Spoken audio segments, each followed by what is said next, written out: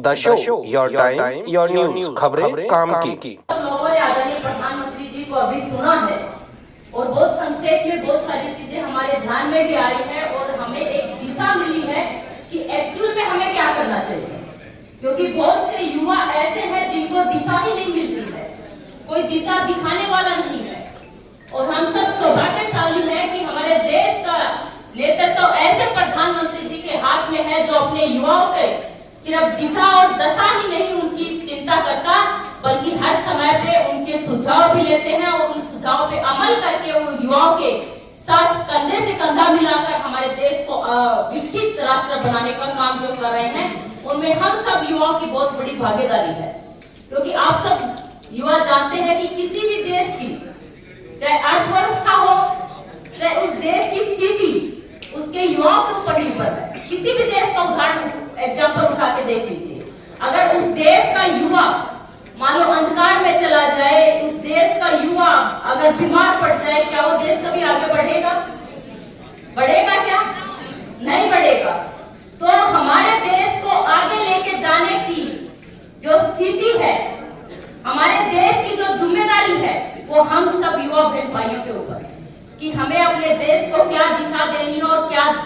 दशा हमें सुधारनी है और क्या दशा हमें अपने देश की रखनी है, वो आप सब युवाओं के ऊपर निर्भर है।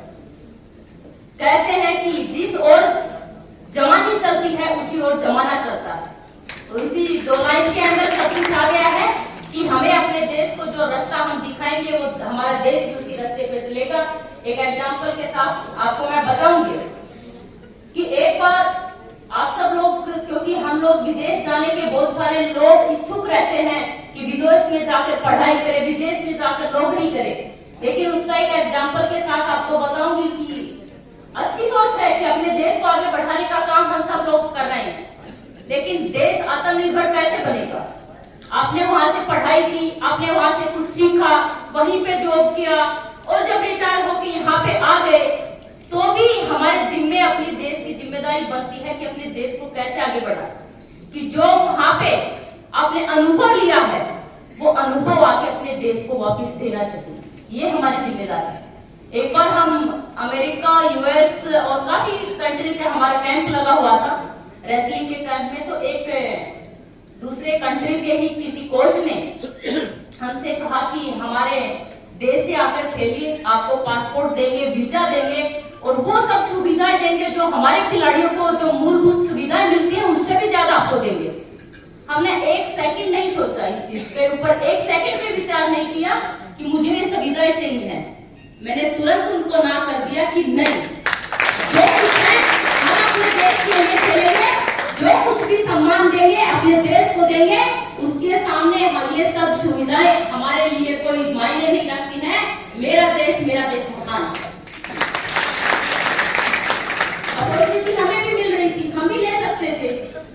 और सारी सुविधाएं और भी अच्छे, लेकिन सोचने की बात यह है कि जब हम ही अपने देश को रिप्रेजेंट नहीं करेंगे, जब हम ही अपने देश को अच्छा नहीं बताएंगे, तो दूसरे कौन लोग हमें अच्छा बताएंगे? ये विचार करने की बात है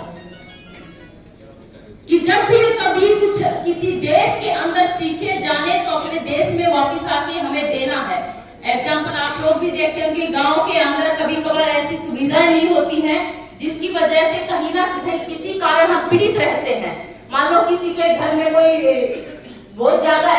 बीमार हो गया और अच्छे डॉक्टर वहां पर उपलब्ध नहीं है, अच्छी सुविधा वहां पर उपलब्ध नहीं है, तो हमें यह लगता है कि काश अगर ये होता तो ये अनहोनी ना होती।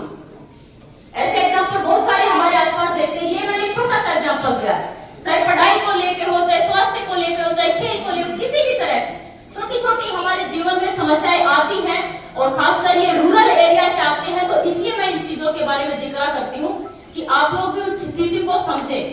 अगर हमने उस पीड़ा को वास्तव में महसूस किया है तो जीवन में अगर मान लो मैं कभी डॉक्टर बनूं, मैं ये मेरे दिमाग में रहेगा कि मैं अगर डॉक्टर बन गई तो सबसे पहले सुविधाएं अपने गाँव को दूंगी, कि ताकि जो